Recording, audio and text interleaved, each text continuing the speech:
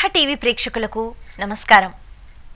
శ్రీరామ రామ రామేతి రమే రామే మనోరమే సహస్రనామ తత్తుల్యం రామనామ వరాననే. ఈ మంత్రము లేకపోతే ఈ శ్లోకము మనం చాలాసార్లు వింటూ ఉంటాం. ఇది మనం ఎక్కువగా చదువుకుంటూ ఉంటాం. అయితే ఇక్కడ ఏముంది అంటే పూర్తిగా రామనామమే ఉంది. మరి ఈ మంత్రం గురించి ఎవరితో చెప్తున్నారు అన్న వెంటనే మనకి ఇది విష్ణు సహస్రనామాలలో ప్రథమంగా కనిపిస్తూ ఉంటుంది. పార్వతీదేవి ఈశ్వరుడితో అంటూ ఉంటారు, విష్ణు సహస్రనామాలు సులభంగా చదవాలి అంటే ఏం చెయ్యాలి, ఏదైనా మార్గం ఉందా అని అడుగుతారట. ఎందుకంటే విష్ణు సహస్రనామాలు అనేటప్పటికీ సహస్రనామాలు చదవాలి కదా.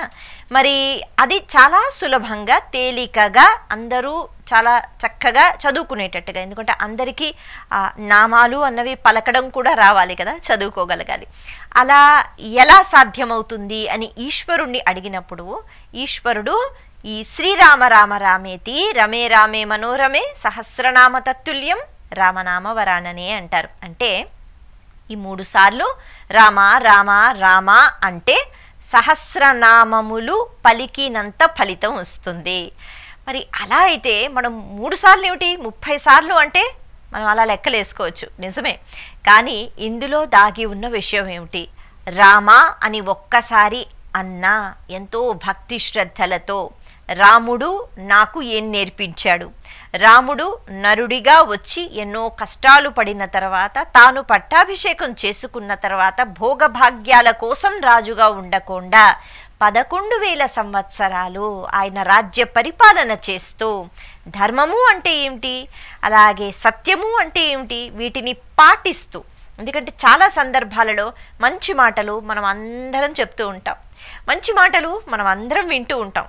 మంచి అన్నది అది ఎన్ని లాభాలతో కూడుకుని ఉంటుంది మనందరికీ తెలుసు. కానీ ఆచరించటము ఈ విషయానికి వస్తే ఇదా నా వల్ల కాదు అని మనం అనుకుంటాం, నిజమే కదా. కానీ రామచంద్రమూర్తి ఆచరించి చూపించారు. అందుకే అక్కడ ఈశ్వరుడు రామ రామ రామ అని 3 సార్లు చెప్తే అది 1000 నామాలతో సమానము అని ఎందుకు చెప్పారు అంటే అంత చక్కగా ఆ రామ అనే పదము ఉంది. అంటే చాలా చిన్నగా 2 అక్షరాలతో కూడుకున్నది మాత్రమే కదా, సులభంగా అయిపోతుంది అన్నది కాదు. రాముని యొక్క జీవితంలో ఎన్ని కష్టాలు పడ్డా అంతా కష్టాలే అనేటట్టు అనిపిస్తుంది మనకి రామాయణం చూస్తే. రాముడు చాలా ఆనందంగా ఉన్నాడు అన్నది ఎక్కడ మనకి కనిపిస్తుంది? ఎక్కడ చూసినా కర్తవ్యము, ధర్మపాలన, ఎంతో బాధ, కష్టం. అయినా రాముడు ఎప్పుడూ ఆనందంగా ఉంటూ ఉండేవాట. కారణం ఏమిటి అంటే ఆనందానికి కారణము కర్తవ్యము, అలాగే మనం పాటించిన ధర్మము కావాలి అని రాముల వారు నేర్పారు. ఎవరైతే ధర్మాన్ని పాటిస్తూ ఉంటారో వాళ్ళు ఆనందంగా ఉండాలట. వాళ్ళు ఆనందంగా ఉండవచ్చు, ఇతరత్ర ఆనందాలతో సంబంధం లేదు బాహ్య ప్రపంచంలో. ఎందుకంటే అవి ఒకరోజు ఉంటాయి, ఒకరోజు వెళ్ళిపోతాయి. ఒక వ్యక్తి కానీ లేకపోతే కొన్ని వస్తువులు కానీ కొన్ని పరిస్థితులు కానీ మన జీవితంలో అలా ఉండిపోవు కదా, అవి వాటిలో కూడా మార్పులు అన్నవి వస్తూ ఉంటాయి. ఎప్పుడు ఆనందంగా ఉండాలి అంటే మనం ధర్మం పాటిస్తున్నామా లేదా, నేను ధర్మాన్ని పాటిస్తున్నానా లేదా అనే ప్రశ్న వేసుకున్నప్పుడు పాటిస్తున్నాను, ఎలాంటి పరిస్థితి వచ్చినా నన్ను ఎవరైనా ఏమంటున్నా, ఎన్ని నిందలు మోస్తున్నా, ఎన్ని కష్టాలు వస్తున్నా నేను ధర్మాన్ని సత్యాన్ని పాటిస్తున్నాను అని ఎవరైతే చక్కగా ధైర్యంగా చెప్తారో వాళ్ళు ఎప్పుడూ ఆనందంగా ఉండాలి. ఎందుకు అంటే వాళ్ళ ఆనందానికి కారణమే వాళ్ళు ధర్మపాలన చేస్తున్నారా, ధర్మబద్ధంగా ఉంటున్నారా. అందుకే మనకి కొంతమంది మహానుభావుల జీవిత చరిత్ర చదివినప్పుడు ఒక త్యాగయ్య కానీ, ఒక అన్నమయ్య కానీ, లేకపోతే పోతన గారు కానీ వాళ్ళ జీవితాలు ఎలా వెళ్ళిపోయాయి. వాళ్ళు ధనవంతులు కారు, ఎప్పుడూ భోగభాగ్యాలు అనుభవించలేదు, కానీ వాళ్ళు ఎంతో ఆనందంగా జీవితాన్ని గడుపుతూ ఉండేవారు. ఎందుకు అంటే రామ రామ రామ అంటూ వాళ్ళు ఆ హరినామ స్మరణ చేసుకుంటూనే ఉండేవారు. వాళ్ళకి అందులోనే ఆనందం ఉంది. అలా అనమాట. అయితే ఇప్పుడు ఈ 3 సార్లు అంటే సరిపోతుందా అంటే భక్తి శ్రద్ధలతో, ఏ భావనతో అంటున్నామో, ఎంత భక్తితో అనగలుగుతున్నామో, రాముడు నేర్పించిన ధర్మం పాటించగలము అనే ధైర్యంతో అనగలిగితే ఖచ్చితంగా విష్ణు సహస్రనామాలు చెప్పినంత, అలాగే అంత చక్కని అనుగ్రహం. మనం ధర్మంతో ఒక్క అడుగు ముందుకు వేస్తే భగవంతుడు ఇంకా అడుగులు నువ్వు వేయి, నేను సహాయం చేస్తానని మన చెయ్యి పట్టుకుని నడిపిస్తాడు. కానీ ముందు అడుగు మనం వెయ్యాలి కదా. అందుకే భగవంతుడు నేర్పించింది పాటించగలగాలి. కాబట్టి ఇన్ని దైవ స్వరూపాలు ఉన్నా కేవలం రామ నామానికి ఈ ప్రత్యేకత వచ్చింది. ఎందుకంటే రాముడు అంటే శ్రీ మహావిష్ణువే అయినా నరుడిగా వచ్చి ఒక నరుడు ఎలా ఉండాలి, ఎలా ఉంటే ఆనందాన్ని పొందుతాడు, ఎలా ఉంటే ఏదైనా సాధిస్తాడు అని చెప్పాడు. అందుకే ఆ నామాన్ని పట్టుకున్నప్పుడు ఖచ్చితంగా భగవంతుని యొక్క అనుగ్రహం ఉంటుంది. రామ రామ రామ అంటూ భక్తి శ్రద్ధలతో ఎప్పుడైతే పఠిస్తామో శ్రీ మహావిష్ణువు యొక్క సహస్రనామాలు చదివినంత ఫలితం మనకి కలుగుతుంది. అంటే విష్ణు యొక్క అనుగ్రహం ఉంటుంది. ఎవరికి ఉంటుంది భగవంతుడి యొక్క అనుగ్రహం? ధర్మాన్ని పాటించిన వాళ్ళకు ఉంటుంది. ఈ విషయాలన్నీ అందులో దాగి ఉంటాయి. సరే, మరి రామ అనే నామానికి ఈశ్వరుడు అలా చెప్పేస్తే అయిపోయిందా అన్నది కాదు. మనకి అక్షరాలకు అంకెలతో సంబంధం ఉంటూ ఉంటుందట సంస్కృత భాషలో. అలాంటప్పుడు రా అనే అక్షరానికి 2 అనే అంకె ఉంటుందన్నమాట. అలాగే మా అనే అక్షరానికి 5 అనే అంకె ఉంటుంది. అంటే అక్షరాలకి కూడా అంకెలు ఉంటాయి. అదొక ప్రత్యేకమైన క్రమంలో దాన్ని మనం పాటించాలి. మనం ఏదైతే అనుకుంటామో అది కాదు, ఆ అక్షరాలకి ఆ అంకెలు ఉంటాయి, ఆ సంఖ్యలు ఉంటాయి. అలా చూసుకున్నట్లయితే 2 5 2 × 5 2 × 5 2 × 5 ఇలా 3 సార్లు చేసినప్పుడు 2 × 5 10, మళ్ళీ 10, మళ్ళీ 10, 10 × 10 × 10 1000 అయిపోయిందిగా. ఇది కూడా ఒక లెక్క చెప్తూ ఉంటారు. అలా రామనామానికి ఉన్న గొప్పతనం అంతా ఇంత కాదు. ఒక ఉదాహరణ కూడా మనకి రామాయణంలో చెప్తూ ఉంటారు. రామ అనే ఈ నామాన్ని తెలిసి చెప్పినా తెలియక చెప్పినా ఆ రామ అనే ఆ 2 అక్షరాలలో ఎంత శక్తి ఉంటుంది అంటే, సరే తెలిసి చెప్తే ఇంకా మహాభాగ్యం, తెలియక చెప్పినా కొన్ని విచిత్రాలు జరుగుతాయి అని కొన్ని ఉదాహరణలు మనకి కనిపిస్తూ ఉంటాయి. కొంతమంది బందిపోటు దొంగలు అంటే భయంకరమైన దొంగలు అనమాట. వాళ్ళు అవసరమైతే అవతల వాళ్ళని చంపేసైనా వాళ్ళ దగ్గర ఉన్న సొమ్ములు తీసుకుని వెళ్ళిపోతుంటారు. ఏదో చిన్న చిన్న దొంగతనాలు, ఇస్తావా లేకపోతే చస్తావా అని బెదిరించే వాళ్ళు కాదు, ఏకంగా చంపడానికి కూడా ఆలోచించరు అటువంటి దొంగలు. వాళ్ళు ఒక 4 ఉన్నారు. ఆ 4 కూడా ఆ అడవి మార్గంలో తిరుగుతూ అందరి దగ్గర దోచుకుని మొత్తానికి వాళ్ళు ఆ అడవిలో ఒక దగ్గర కూర్చుని మాట్లాడుకుంటున్నారట. వాళ్ళు సంస్కృతంలో మాట్లాడుకుంటున్నారు కదా. అయితే ఆ మాట్లాడుకున్న ఆ చిన్న చిన్న పదాలు, వాక్యాలు ఏవైతే ఉన్నాయో అవి వాటిలో కూడా చివరికి రామ రామ అని వస్తూ ఉంటుందన్నమాట. అయితే అందులో ముఖ్యంగా మనం అడవిలో తిరుగుతున్నాము అంటే వనే చరామహ అంటే వనే చరామ, చరామ అనేటప్పటికీ తిరగడము అనే అర్థం వస్తుంది సంస్కృత భాషలో. వనే చరామహ అని వాళ్ళు అనుకుంటుంటే మనం అడవిలో ఉన్నాము, తిరుగుతున్నాము అని అనుకుంటున్నారు. ఆ తర్వాత వసుచహ రమః అంటే ఇక్కడ మనం ఏది దొరికితే అది మనం దోచుకుందాం. అప్పటి వరకే దోచుకున్నారు, ఇంకా ఏది దొరికితే అది దోచుకుందాం నిర్దాక్షిణ్యంగా అని వాళ్ళు మాట్లాడుకుంటున్నారు. ఆ తర్వాత నదంతరామః అని అన్నారు. ఇక్కడ మనకి అలా అంటున్నప్పుడు రామ రామ అనిపిస్తోంది, కానీ దానికి ఉన్న అర్థం వేరు, వాళ్ళు పలికిన అర్థాలు వేరు. నదంతరామః అంటే అక్కడే నది ఉంది, ఆ నది దాటేద్దాము అని వాళ్ళు అనుకున్నారనమాట. ఆ తర్వాత నభయం స్మరామహ అని అన్నారు. అంటే అసలు మనం భయం అనే మాటే వద్దు, మనం భయపడవద్దు. మనం భయపడిపోతే మనం ఇంకా మన శక్తి తగ్గిపోతుంది. కాబట్టి ఇన్ని పనులు చేస్తూ మనము నది దాటి మనం వెళ్ళిపోదాము చాలా క్షేమంగా, మనం భయపడవద్దు అని వాళ్ళు అనుకున్నారు. సరే, ఆ నది దాటుతున్నారట. ఈలోపు బోళ్ళంత సొమ్ము దోచుకున్నారు కదా, బాటసారుల దగ్గర నుంచి ఒకళ్ళిద్దరిని చంపేశారు, కొంతమందిని కొట్టేశారు, అయిపోయింది. రాజభటులు అన్నవాళ్ళు ఎప్పుడు వెతుకుతూ ఉంటారు కదా ఇలాంటి దొంగల కోసం. వీళ్ళు దొరికిపోయారు. వాళ్ళు దూరం నుంచి చూశారు, వాళ్ళు ఆపే ప్రయత్నం చేశారు, వాళ్ళు అసలు వినటం లేదు, వాళ్ళు వెళ్ళిపోతున్నారు. కాబట్టి వెనక నుంచి బాణాలు వేయవలసి వచ్చింది. ఈ భటులు, రాజభటులు ఎవరైతే ఉన్నారో బాణాలు వేశారట. వేసిన వెంటనే వాళ్ళు ఉన్న పాలంగా అక్కడే చనిపోయారు. సరే, వాళ్ళ దగ్గర ఉన్న సొమ్మంతా తీసుకుని వెళ్ళి రాజ్యంకి అప్పచెప్పేశారు. అయితే ఇక్కడ మనకేం చెప్తారు అంటే ఈ కథలో వాళ్ళు అలా చనిపోయారు, ఆ తర్వాత వాళ్ళు ముక్తిని మోక్షాన్ని పొందారు అంటారు. కారణం ఏమిటి అంటే వాళ్ళు చనిపోకముందు వాళ్ళకి తెలిసినా తెలియకపోయినా రామ రామ రామ అని అన్నారు అని చెప్తారు. అంటే దీన్ని మనం ఎలా అర్థం చేసుకోవాలి? ఎన్ని పాపపు పనులు చేసేసినా ఏదో ఒక రకంగా రామ రామ రామ అంటే సరిపోతుందా అన్నది మాత్రం కాదు. ఇక్కడ మనకి ఏం చెప్పే ప్రయత్నం చేస్తున్నారు, తెలిసి తెలిసి రామనామం అంటే వాళ్ళకైతే తెలియదు, వాళ్ళు క్రూరులు, వాళ్ళు చాలా అంటే కఠిన స్వభావం కలిగిన వాళ్ళు. మనం అలా కాదు కదా. మరి అలాంటప్పుడు రామ అనే ఈ నామం ఏదైతే ఉందో ఎటువంటి చమత్కారాలు చేస్తుంది మనకి తెలుసు. మన ఋషులు మునులు అందించిన కావ్యాలు ఇప్పుడు మన చేతిలో ఉన్నాయి, మన దగ్గర అందుబాటులో ఉన్నాయి. మన సనాతన ధర్మం ఏం నేర్పిస్తోందో మనకి తెలుసు.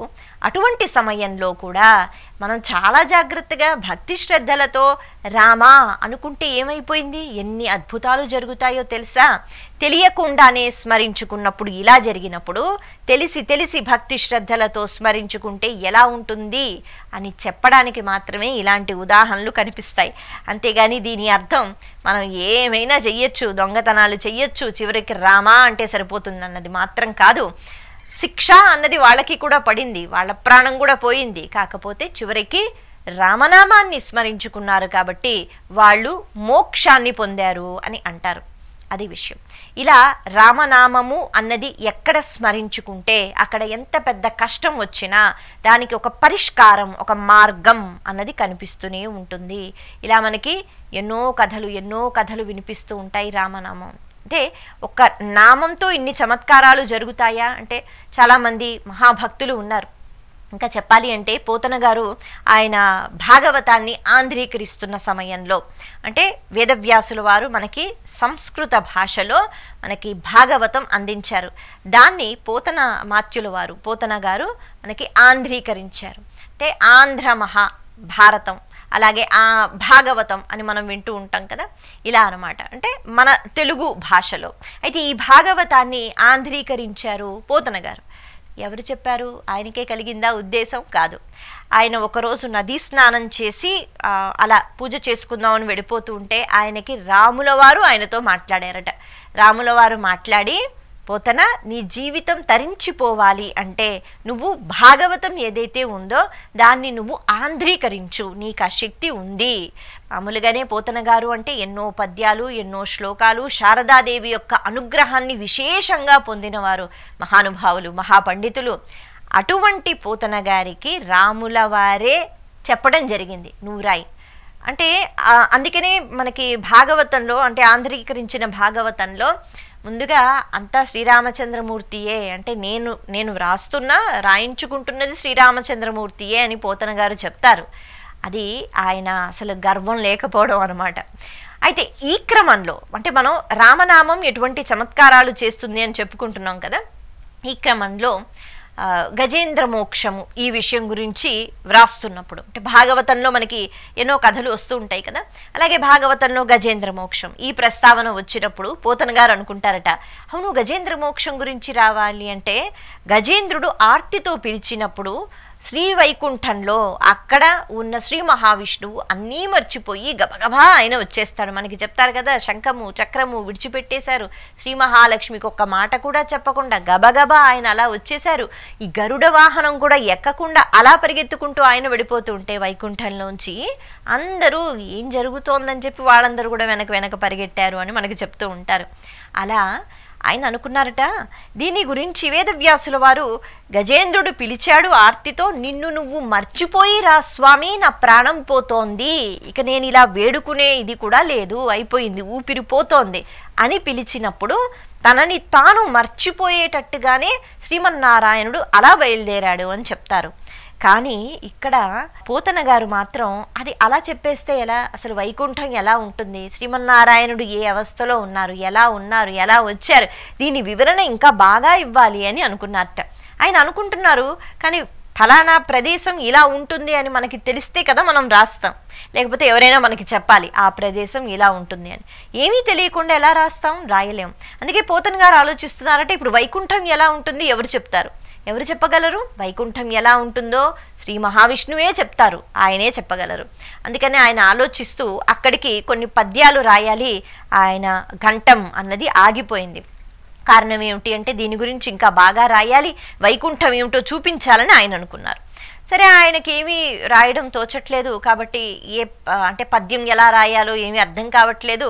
ఆయన కుమార్తెని పిలిచి, తల్లి ఎందుకో నా పద్యాలు ఇక్కడ ఆగిపోయాయి, ఇంకా నేను ఏదో రాద్దాం అనుకుంటున్నాను కానీ ఆలోచన రావట్లేదు, నేను బయటకు వెళ్తున్నాను, మళ్ళీ వస్తాను, తలుపులు వేసుకో అని చెప్పి ఆయన బయటికి వెళ్ళిపోతారట.